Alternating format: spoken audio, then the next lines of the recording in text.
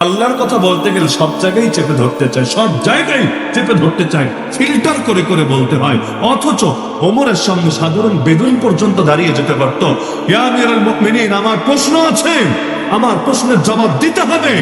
যতক্ষণ দেবেন না আপনাকে জুমার খুতবা দিতে দেব না। তিনি খুতবা দিতে দাঁড়িয়েছে, ওই অবস্থায় বাধা দিচ্ছে। কারণ আপনি যদি আমার কথার জবাব না দেন, কিসের খুতবা?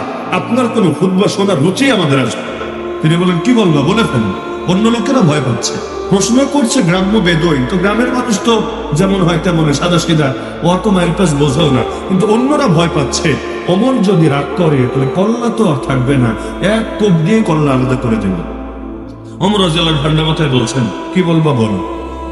সে বলছে, আমার প্রশ্ন হলো, প্রশ্ন কি আজীব প্রশ্ন, আমার প্রশ্ন হলো আমাদের সবাইকে বাইতুল মাল থেকে অর্থাৎ রাষ্ট্রীয় কোষাগার থেকে মাত্র একটা করে চাদর দিয়েছেন, আপনার গায়ে দুইটা চাদর দেখা যাচ্ছে। ওই যুগে তো এরকম সেলাইওয়ালা কাপড় কমে ছিল।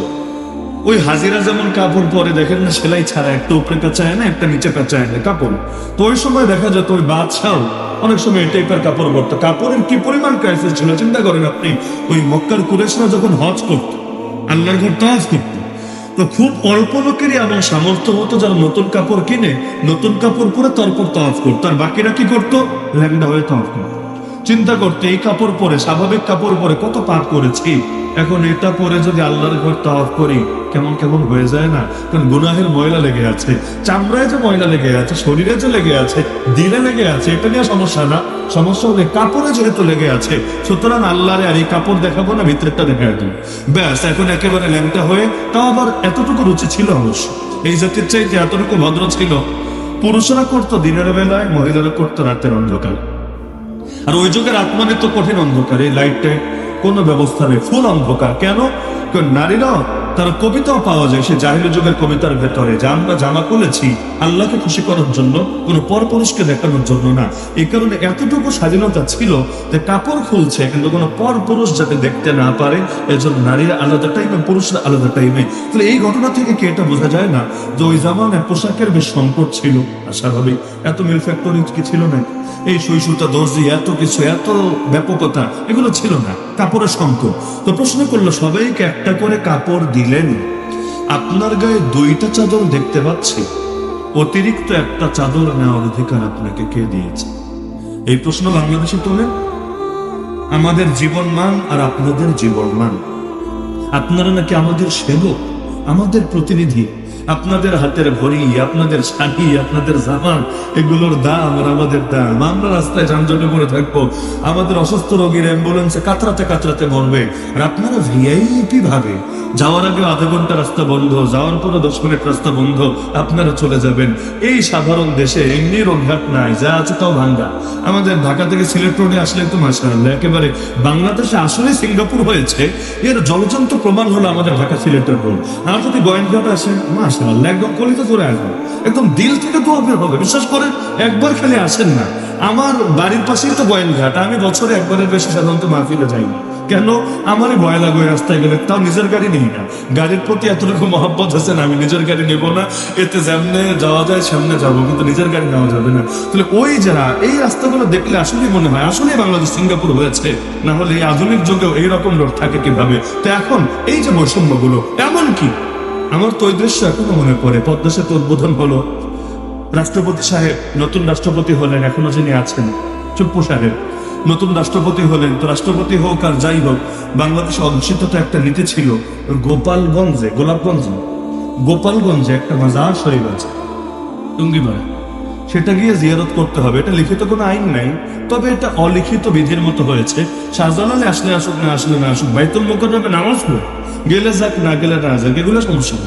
এমনকি 5 ওয়াক্তের একত্ব বাদ দেন, জুমাইদ না পড়ুন, এগুলো ব্যাপার না। তবে মাজারে শরীফ জিয়ারত করতে হবে। জিয়ারত না জানলেও সমস্যা না, তবে সেলফি লাগে, মানে ছবি লাগে। আপনি যে গিয়েছেন ফটোশুট লাগবে, না হলে এটা প্রমাণিত হবে না। ওই ফটোশুট দিয়ে আপনি যে আসলে অনুগত বান্দা এটা প্রমাণ করে দিতে হবে, ভালো ব্যাপার। তো এখন দেখা গেল তিনি ক্ষমতায় এসেছেন, সেখানে যাবেন। এখন মাঝখানে পদ্মা সেতুর উপর উঠেছেন, এটা দিয়ে তো যেতে হবে গোপালগঞ্জে।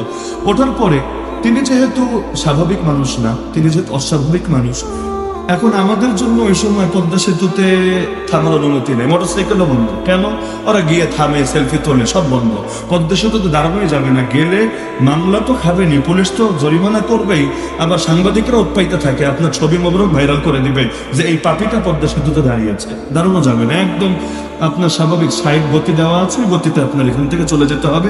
রানিংয়ে যতটুকু দেখতে পারেন ব্যাস এইটাই। কিন্তু তিনি তো আর, আইন তো আমাদের জন্য, গরিব মানুষের জন্য। বড় লোকদের আবার আইন আছে, আর রাষ্ট্রপতি তাদেরকে আবার আইনের এত ব্যাপার স্যাপার আছে। তিনি গেলেন, থামলেন, নামলেন, সবাইকে নিয়ে ছবি টবি তুলছেন। এদিকেও বিশাল জ্যাম, ওদিকেও বিশাল জ্যাম। একটা অ্যাম্বুলেন্স আটকা ছিল জ্যামের ভেতরে। অ্যাম্বুলেন্সে যে বাচ্চাটা সেখানে ছিল, ওদিক থেকে ডাক্তার বলেছে দ্রুত এনে তাকে লাইফ সাপোর্টে ঢোকাতে হবে, বাচ্চার প্রাণ হুমকির মুখে। এদিকে ফ্যামিলি কাকে বলবে, কাকে রিকোয়েস্ট করবে? একবার পুলিশকে বলে, একবার অন্যদেরকে বলে, কারো মন বলে না, কারণ তাদের হাত পা বাঁধা, চাইলেই তারা ছাড়তে পারবে না। এখানে বহু ঝামেলা আছে, আর একটা ছাড়লে সামনেও গাড়ি, পেছনেও গাড়ি, বহু রকম ঝামেলা আছে। অবশেষে তারা বারবার বলেও কোনোভাবে কোনো কুল কিনারা করতে পারলো না। বিকল্প কোনো হেলিকপ্টারও তো আর গরিব মানুষের জন্য আসবে না, আসার কথাও না। অবশেষে সেই বাচ্চাটা কাতরাতে কাতরাতে সেই অ্যাম্বুলেন্সের ভেতরে শেষ নিঃশ্বাস নেয়। আজও পর্যন্ত এটার জন্য কেউ সরি বলেছে বলে আমার জানা নাই। আজও পর্যন্ত এটার জন্য যাকে নিয়েই কাহিনী, তিনি অন্তত ফ্যামিলিকে সান্ত্বনা হিসাবে কিছু আর্থিক সাহায্য দিয়েছেন, যদিও জানের বিনিময় হয় না, গোটা দুনিয়া দিয়ে দিলে হবে না, কিন্তু তারপর অন্তত নিজের কোতাহিটারে ক্ষমা করানোর জন্য, তাদের সামনে নিজের মুখটারে দেখানোর জন্য কিছু করেছেন বলে আমার জানা নাই। তাহলে কিসের সাম্য আর বৈষম্য? কিন্তু ওই সময়ে ওমরের মতো রাগী মানুষ, ওমর যে রাগী সবাই জানে, নবীর কল্লা কাটতে বের হয়েছে, কি পরিমাণ রাগ ছিল তার ওই সময়ও। কিন্তু ওমরের মতো রাগী মানুষের সামনে দাঁড়িয়ে বলছে আমার প্রশ্নের জবাব দিতে হবে, কেন অতিরিক্ত একটা চাদর দেখতে পাচ্ছে আপনার গায়ে? সুবহানাল্লাহ। ওমর তো রাগ করলেনই না, উল্টো জবাব নিজে যদি দেন, এটা খুব একটা বিশ্বাসযোগ্য হবে না। লোকে বলবে নিজের সাফাই তো নিজে গাই, নিজের দালাল নিজে তো করেই। তিনি ইশারা দিলেন তার ছেলে আব্দুল্লাহর দিকে, আব্দুল্লাহ তুমি দাঁড়াও, তুমি বলে দাও। আব্দুল্লাহ দাঁড়ালো। আব্দুল্লাহ দাঁড়িয়ে বললো যে শোনো, আমার বাবা তোমাদেরকে ঠকায় নাই, তোমাদের উপর জুলুম করে নাই, অন্যায় করে নাই। তোমাদেরকে যেমনি ভাবে রাষ্ট্রীয় কোষাগার থেকে একটা করে চাদর দিয়েছে, আমার বাবা মাত্র একটা চাদরে নিয়েছে। আর তোমরা এখন ভাবতে পারো তাহলে অতিরিক্ত একটা চাদর দেখা যাচ্ছে কোন কারণে? তা আমার গায়ের দিকে তাকাও, প্রয়োজনে আমার বাসা চেক করো, দেখবা কোনো চাদর অস্তিত্ব পাবে না। তো মূলত আমার ভাগে একটা চাদর এসেছিল, কিন্তু আজকে শুক্রবার, জুমার দিন, আমার বাবা জুমার খুতবা দিবেন, হাজার হাজার মানুষের সামনে তিনি দাঁড়াবেন। আমি দেখলাম আমার বাবার ওই একটা চাদর ছাড়া আর ভালো কোনো কাপড় নাই, সব ছিঁড়ে গেছে। অথচ আল্লাহ আমাকে 2-4টা কাপড় দিয়েছে, আমার যা আছে চলবে।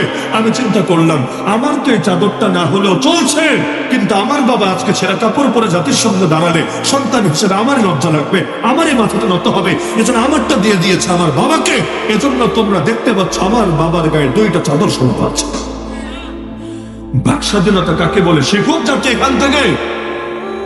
কিসের বাক স্বাধীনতার কথা তারা বলে? কথা বলতে দিলে ফেসবুকের এক কমেন্টের জন্য 7 বছর জেল কাটাবে, খালি এক কমেন্টের জন্য।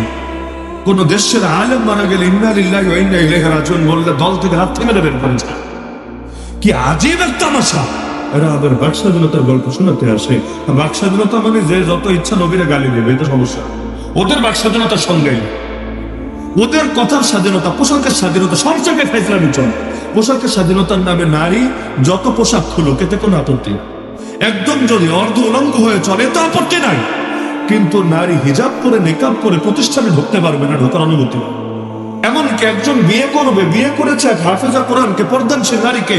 কেন পর্দানশীল নারীরা বিয়ে করলো? তার বউরে কেন দেখতে পেল না গোটা জাতি? এজন্য ওপারে বৈশা ওই বেড়ি, নাম বলার দরকার নাই, ওই উনি না ক্ষমতাসীন না, আরেকজন যার বিরুদ্ধে আন্দোলন করে আপনারা ভাগিয়েছেন। যাই হোক, তো এখন এবারে আন্দোলন না, সে প্রিন্সিপাল রহমাতুল্লাহ আলাইহি জামানার আন্দোলন। তো দেখা গেল ওইখানে বসে সে চুল কাটছে। কিরে, ও বোরকাওয়ালা মহিলারা বিয়ে করলো কোন দুঃখে? তেলে বোঝা গেল ও ধর্মান্ধ, ওর বউ ধর্মান্ধ। সুতরাং ওরা থেকে একটা আন্দোলন নেতৃত্ব দিয়েছে, তার মানে বাংলাদেশ মৌলবাদী রাষ্ট্র হয়ে গেছে, জঙ্গিবাদী রাষ্ট্র হয়ে গেছে। তাহলে নারীর পোশাক খুললে তোমার মজা লাগে, এটাতে পোশাকের স্বাধীনতা মনে হয়। আর বোরকা পরলে, হিজাব পরলে তখন আর স্বাধীনতা মনে হয় না, তখন তোমার চুলকায়। আসলে তোমরা নারী জাতিরও বন্ধু না, তোমরা হলো ইবলিসের চামচা ছাড়া কিছু না। তাহলে ন্যায় বিচার মানে ইসলামের বিচার। এর চাইতে বেশি সাম্য, বেশি নিরাপত্তা পৃথিবীর কেউ নিশ্চিত করতে পারবে না। আর প্রসঙ্গক্রমে বলে রাখি, বাংলাদেশে যেহেতু এখন হালকাও হচ্ছে এটা নিয়ে, এক নতুন গঠিত দল, সেই দলের মুখপাত্র কথা বলতে গিয়ে ইসলামের মিরাসের বিধান নিয়ে একটা আপত্তি করে বসেছে। সেই পাকিস্তান আমলে প্রণীত মুসলিম ফ্যামিলি ল এটার প্রসঙ্গ টেনে একদম আপত্তি করে দিয়েছে ইসলামের গোড়া। সেটা কি? বাপ মারা গেলে যদি এক ছেলে রেখে যায়, এক মেয়ে রেখে যায়, আপনারা সবাই জানেন ছেলে আর মেয়ে সমান পায় না। ছেলে পাবে 2/3, মেয়ে পাবে 1/3, মানে 3 ভাগ কইরা 2 ভাগ দিবেন ছেলেরে, 1 ভাগ দিবেন মেয়েরে। তো এখন এটা নিয়ে তারপর চরম আপত্তি। আপত্তিটা কেন? যে বাংলাদেশে যত বৈষম্যের বিরুদ্ধে আন্দোলন হয়েছে, এই বৈষম্য দূর করতে হবে। বৈষম্য দূর করতে হবে, মানে আল্লাহ আইন পাল্টায় দিয়ে নতুন করে নারী বান্ধব আইন বানাতে হবে। অথচ একটু কমন সেন্স থাকলে বুঝে আসতো, কমন সেন্স থাকলে বুঝে আসতো, একদম ধার্মিক লোক হওয়া লাগতো না। যে হিসাব যখন করতে হয় তখন শুধু আয় দেখে হিসাব করলে হয় না, আয় প্লাস ব্যয় উভয়টাকে সামনে রেখে হিসাব টানতে হয়। শুধু আয় দিয়ে হিসাব হয় না। আরে দুইটা লোকরে আমি যদি সমান আয়ের ব্যবস্থা করে দেই, তবুও হতে পারে তাদের উপর ইনসাফ হবে না। কেন? মনে করেন একটা ছেলে বাপের হোটেলে খায়, মায়ের হোটেলে ঘুমায়, গ্রাজুয়েশন কমপ্লিট করেছে, আবার পরিবারের অনেকে বিদেশে, এক ভাই কানাডা, এক ভাই ইউকে, এক ভাই আমেরিকা, সেও বিদেশ যাবে, চেষ্টায় আছে। এখন বেকার থাকলে তো একটা লজ্জা, এটা একটা সামাজিকভাবে একটা লজ্জার বিষয়। যদিও বাংলাদেশে 40 লাখের বেশি শিক্ষিত গ্রাজুয়েশন কমপ্লিট করা ছেলে মেয়ে এখনো বেকার হিসাবে আছে। তো এখন সে চিন্তা করলো আপাতত বিদেশ যাওয়ার আগে কোনো এক প্রতিষ্ঠানে ঢুকি, কোথাও জব করবো। সে এক জায়গায় ঢুকলো, তারা ধরেন 5,000 টাকা দেওয়া হলো মাসিক বেতন। যদিও 5,000 টাকা কিছু না, কিন্তু ওর জন্য এটা ফাও। কারণ ওর ডেইলি 5,000-এর উপর পকেট খরচই আছে, ও আরো প্রতিষ্ঠানকে দিতে পারবো, ওর এই টাকারও দরকার নেই। এটা জাস্ট একটা পরিচয় লাগে, সেই হিসাবে চাকরিতে এসেছে। আর আরেকজন, তার বাসায় বেশি না, মাত্র 10টা বা 12টা বাচ্চা আছে। আবার চিন্তায় করবেন আর এত বাচ্চা কেমনে থাকে? এগুলো আপনারা চিন্তা করেন, মুরব্বীদেরকে জিজ্ঞাসা করলেই বলবে যে চাচা কয়জন? বলবে আলহামদুলিল্লাহ, আল্লাহর মাল 12 জন, আল্লাহর মাল 14 জন, আল্লাহর মাল 10 জন। এভাবে বলে না, আমার ভালো লাগে, আমার গর্ব আছে। কেন গর্ব আছে? এই কারণে যে কিয়ামতের দিন নবীজি কিন্তু গর্ব করবেন উম্মত বেশি বলে, করবেন। এমনকি মেরাজের হাদিসে আছে, আমার রাসূল যখন যাওয়ার সময় মুসা নবীর সাথে সাক্ষাৎ করে এরপর উপরে গেলেন, মুসা নবী কাঁদছিলেন। তাকে প্রশ্ন করা হলো, বা আবু কাকা আপনি কাঁদেন কেন? কোন জিনিস আপনাকে কাঁদালো? নবী মুসা বলেন, আমার একটু কষ্ট লাগছে, দুঃখ লাগছে, ঈর্ষা হচ্ছে। যে কি নিয়ে? এই দেখো, এই যুবকটা আমার কত পরে আসলো দুনিয়াতে, কিন্তু কিয়ামতের দিন তার উম্মত আমার উম্মতের চেয়ে অনেক বেশি, অনেক বেশি হবে। তা আমার উম্মত কম, তার উম্মত বেশি। আখিরাতের সফরে সে তো আগায় গেল, এজন্য আমার দুঃখ হচ্ছে। কারণ ইবাদতের লাইনে, দ্বীনের খেদমতের লাইনে তাদের প্রতিযোগিতা হতো। ফাস্তাবিকুল খায়রাত, আল্লাহ আদেশ করেছেন তোমরা উত্তম কাজে পরস্পর প্রতিযোগিতা করো।